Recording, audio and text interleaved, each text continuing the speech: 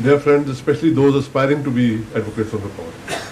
So if you have to practice in the Supreme Court, you would want to be an advocate of the court, and therefore it is very good on part of SCORA to organize these lectures and to help you to see how you should prepare for these examinations. I think Ms. Arora will guide you better on that because she's been setting the papers and also checking them.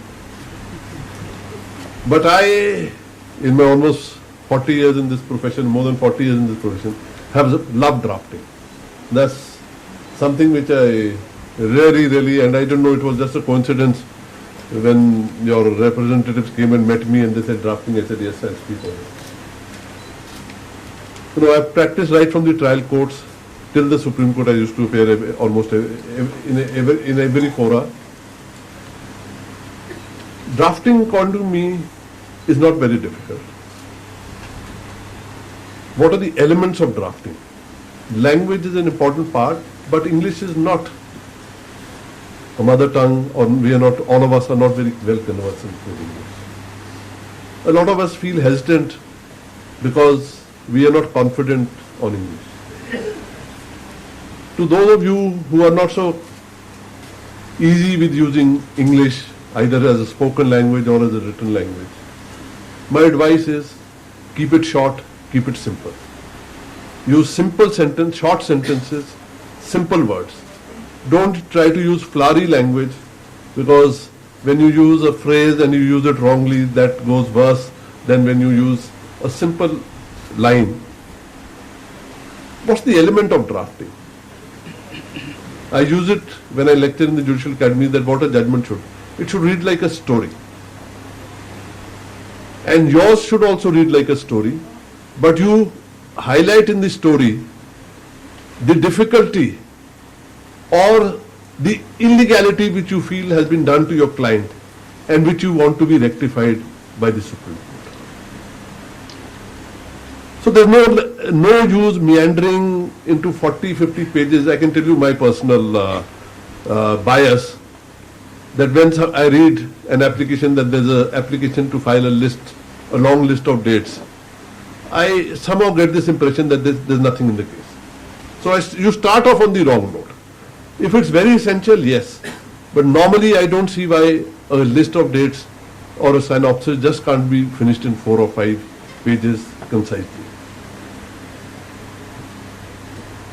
I'm a strong believer that precis writing is an essential part of a lawyer's armory. To be a good lawyer, you have to be precise and concise, both in your arguments as well as in your writing. I remember when I was a young lawyer, my senior's father was also a senior advocate. When he would sort of settle proceedings, he would always say, take an objection that the proceedings are prolix. So I had to go to the dictionary and find out what prolix means. It means verbose, and it means that you're not in pleadings, especially in the original side, you're not supposed to, unless it's a case of fraud, you're not supposed to plead evidence. Similarly, when you draft, because I'll be dealing with, you are drafting civil appeals, criminal appeals, SLPs, civil and criminal. These basically would arise out of orders of the high courts mainly, or sometimes from some tribunal, but mainly from the high courts. Then you may have some writ petitions, Article 32 petitions, both on the civil and criminal side. PIL matters, transfers are simple, review and curative. These are basically the, I suppose, since I'm not ever, so I had taken, they've given me a copy of the examination papers for the last 4-5 years. So I just run through them and I found that this was by and large the context. Now, if you look at, you see, as Mr. Yadav pointed out, you have to grab the judge's attention when he reads the file. On a miscellaneous Monday or Friday, you're not going to get more than a minute or two to convince the judge. You have to convince him in the pleadings which he reads, and I can assure you that all of us go and read the pleadings, especially the list of dates, and the synopsis. But when the synopsis or the list of dates gets very long, then I go to the judgment. Because I find it's too long, I don't want to read it, so I go to the judgment. And what happens is any High Court judge writing a judgment will always write it, and he may skip a fact or two which may help you. Now, for you, you should point that out in your synopsis rather than give a long history of the background and I'm sorry, I'm digressing here, but in most matrimonial matters, in transfer petitions, I find about 20 to 30 pages of pleadings by the lady of how she has been treated cruelly. That is not what we are going to go into in a transfer petition. What is the difficulty she is going to face if she has to face proceedings in A station, and how it would be better if this is shifted to B station? That is seldom highlighted, except for in the last 4 lines that she has 1 child, 2 years old, 4 years old, and that. That should be your synopsis of the case. Why go into a 10-page synopsis, or even in the grounds of petition? All these things need not be. But most importantly, before drafting, I know in the Supreme Court it's difficult. Normally the client doesn't get in touch with you directly. You're instructed by counsel. By and large, somebody from some counsel from the states will send you a brief. And most often it's by post, or today maybe by email. I'm talking about my days, it would be by post or a telephonic message. But you must find out a few things. This has nothing to do with the exam. This is something even the AORs can note, that are all the parties alive? Are all the parties represented?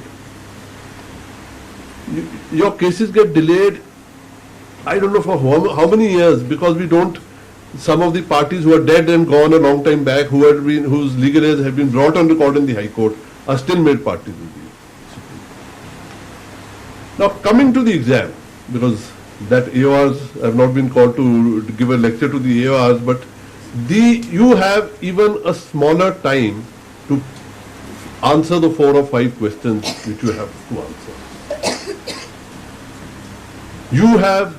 I've seen the scheme of the papers by and large, a problem is set out to you, and the bare provisions of the Act are set out. I also find that normally half an hour is given to read the paper. Please spend that half an hour reading the paper and rereading it if you are a quick reader. Try to appreciate what are the legal aspects which need to be looked into. Please remember, in this court, any emphasis on facts is not going to help you. We are only going to go into questions of law. So the examiners also, I presume, would be thinking how well the examinee brings out the legal issues involved in the case. And I can tell you a brief group, I didn't have the time to go very carefully through all the question papers, but by and large I found that most of them raised substantial issues of law. So what the examiners are looking for is that you appreciate the law. Because the facts here are, because this is not like a litigation, you don't have a very long set of facts. The facts barely run into 1.5 to 2 pages. But that section or the couple of sections sometimes are as long as the Act itself. So you must, and there are only 4 questions, I think, by and large there are only 4 or 5 questions. So you must concentrate and, one, be clear of the facts. Once you clear in your mind about the facts, then go to the section, read it very, very carefully, reread it again. Maybe it's been taken from a case, and if you're lucky, if you remember the case, then you know, then half your problem is solved. But supposing you've not read the case, or supposing you've been asked to draft the special leave petition for the person whose case would be opposite to what the Supreme Court has decided earlier, and that is where the skills really arise. Because as judges, we miss out on so many things. So that is where your skills arise. And you must, in that short period, try not to make it very lengthy. But there should be clarity in the expression. most important is that they should be, you should be clear of what you are. So before you attempt to answer the question, in my view, you should be very clear that this is the way I am going to draft this SLP. Here I found that normally, like in the High Court, we would normally give a judgment. Judgments are not given here. It's more a factual situation which is given here. So it's a factual situation, and you just told that the High Court or the tribunal has decided like this. Now the other aspect, which will also mean you should know your procedural laws very well, even in the drafting of the petition. Under which provision of law is the petition being filed? Obviously, Supreme Court of Rules and Orders will cover a large number of the cases, whether it's a curative petition, whether it's a review petition, but also the substantial provision under a transfer petition under CPC or CRPC. Supposing you're dealing with an SLP and an RSA arising out of a second appeal somebody gives you. Now, what are the contours of the High Court's jurisdiction in a regular second appeal? Has the High Court set aside findings of fact without framing or has not framed a substantial question of law? So these are not going to be given there. These basic principles, I assume you are expected to know that these are the very basic principles. But if you say that, you see, when you're drafting this, just two lines, that while deciding the setting aside the concurrent findings of the two courts below, the High Court has lost sight of Section 100 of the CPC, which provides that the High Court cannot interfere unless there is a substantial question of law or public importance. You see, you have told the examiner that you know the basic principles of law. That itself will give you 3-4 marks out of the 30 or 40. So that's your beginning. Just the heading of the appeal will give you a head start. And then you come to this substance. And when you come to the substance of the appeal or the petition, again, don't repeat facts because your time is short. Give this, if you try to make, that's why I said pressy writing is an art.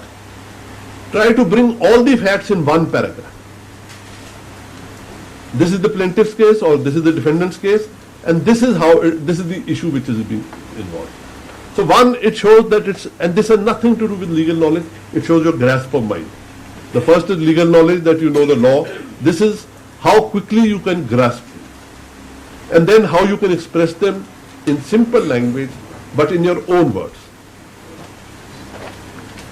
This is my feeling, I don't know whether I'm right or not, Ms. Arora will tell you later, but I always feel that if you copy the words of the exactly what is written in the question paper, you lose out.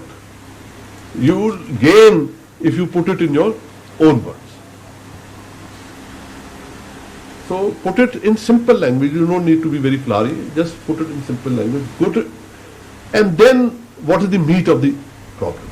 That should be, actually, the appeal may be longer, but because in all these I found that you have to draft your synopsis and at least some of them say list of dates also, but I can tell you if your synopsis and list of dates is drafted well, then when you draft the appeal, you can always say the facts have been set out in detail in the list of dates and all, and unless those which are very necessary to be repeated, you don't need to repeat the others.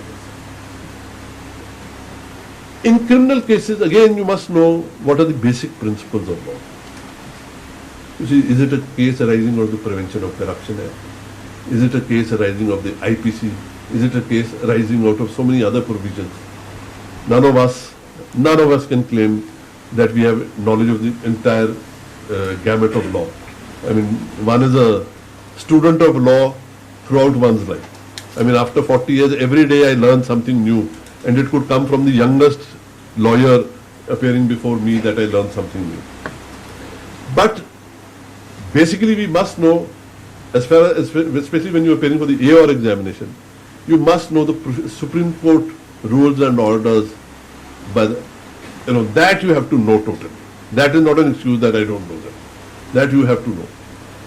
And basic principles like, what is proof beyond reasonable doubt. A very ephemeral statement which itself can be a subject matter for a debate for days on end. But basic principles, so when you decide, when you are filing a criminal appeal or a SLP in a criminal case, and probably you will file it for the accused, not for the state. So even in the examination, then you have to look at what is that angle. I found something interesting that there's also been in one case that you are also to file an SLP with a stay application. Now, stay application in a civil matter has three essential agreements. Balance of convenience, prima facie case, irreparable harm, injury and harm. I mean, as a civil lawyer practicing on the original side of my high court in Simla, we were lucky to, Simla is one of the few high courts in the country other than the chartered high courts to have an original side. So, you must know that you must mention what is the balance of convenience, where is the irreparable harm and injury going to cause to you. Because this I found in the civil SLPs, there were one or two. It may not be strictly according to the Supreme Court rules and orders, but this is a very basic principle of the Code of Civil Procedure that in a stay application, these must be pleaded and proved that these are the three essential agreements. So if you don't plead, I know in the courts we are not technical, we don't normally look into it, but the examiner is going to be technical, I can assure you. Then on the SLP criminal, I found another interesting one that when you're filing it through the next friend, now under which provision of law the next friend can be appointed. How is a next friend entitled to file? Because when the examiner is asking you to file the criminal appeal as a next friend, he obviously has in mind that you should be telling him that it's not sufficient to write that I am the perrocar or the next friend, because that is not sufficient. You have to say that you have nothing adverse to his interest and he is in jail, he can't look after his own interest and such and such and such. Writ petitions here have to be strictly within the scope of ambit of Article 32 of the Constitution. And in any writ petition filed under 32, the first thing, at least I look for, is why have you not approached the High Court?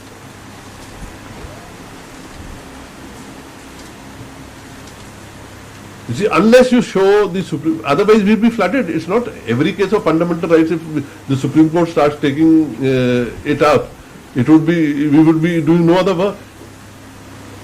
So it is essential in any petition under Article 32 for you to set out why you are coming straightly to the Supreme Court, and just don't quote Article 32 and say that it is the infringement of that, but even then you will be thrown out, go to the High Court. It happens every day. Then similarly in criminal writ petition, which will be mostly in the nature of habeas corpus or against illegal detention. I've tried to make it practical so that it's more on the basis of the papers. Now in cases of habeas corpus, you must show what are the reasons, what is your interest with the corpus delicti, and how you say the corpus delicti has vanished and therefore it must be produced. So you must basically also, before preparing, what is the writ of habeas corpus. Please study that a little bit. Not too long, just even if you go to the 2-3 pages in Ratanlal, Dhirajlal on what a writ of habeas corpus is, you'll get the answers. And that helps you to draft. PIL, we have very specific rules. We have certain judgments. You must study those rules as well as the 2-3 judgments which have laid down the parameters of PIL. Because what you are asking, you may draft a very good petition on what is a PIL, but you are also supposed to give those parameters set out in the because it's too short a time to give you the parameters. I've got them all with me, but there's no point in repeating them here. But the parameters, how you fall within the parameters and therefore are coming to this court directly. Review petitions, I'm sorry, there's so many AORs on record. I can tell you almost 90% of your review petitions don't even meet the parameters of what is laid down in the Supreme Court rules and orders. And in curative petitions, one of the basic things is that it was a review, had been filed, it was heard in an open hearing. Nobody even states that. Why have we become so complacent? And you know, that complacency may not matter when it's going to be dismissed all over again. But if you don't fail the examination, that complacency is going to affect you directly. Because here it's not a client involved, it's you directly who are involved. Just look into these aspects. These are small, I mean, one can't take too much time, but these are small indicators or what are necessary factors while you draft petitions. You must know this is outside the scope of the examination. I've talked about this. Tomorrow, a lot of you will, I'm sure, pass out and become advocates on the court. First of all, before drafting a petition, be certain of the facts. You should have complete mastery of the facts. Then see what is the law on the subject and then draft your petition. I'm sorry, but the system of drafting a petition as soon as the litigant comes and putting it on way and then leaving one for the next day, and there's no coherence sometimes in the plea. I'm not saying you can even put your jot down when the client comes, but that is not a final draft. You can jot down the points which the client says. You use laptops, computers, jot down whatever the client or the instructing counsel is telling you, and then, but you must read. In SLPs, I found in a large number of cases that they seem to be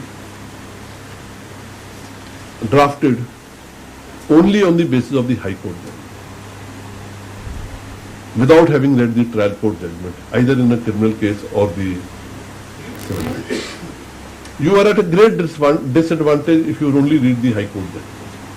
Because the High Court, you are saying that the High Court has committed an error, and that error you will find only if you read the judgment of the lower appellate court or the trial court. You will not find it. So, and in the beginning of our profession, we have a lot of time. Clients don't come flocking to us. Not as lucky as Miss Arora that she won't have time.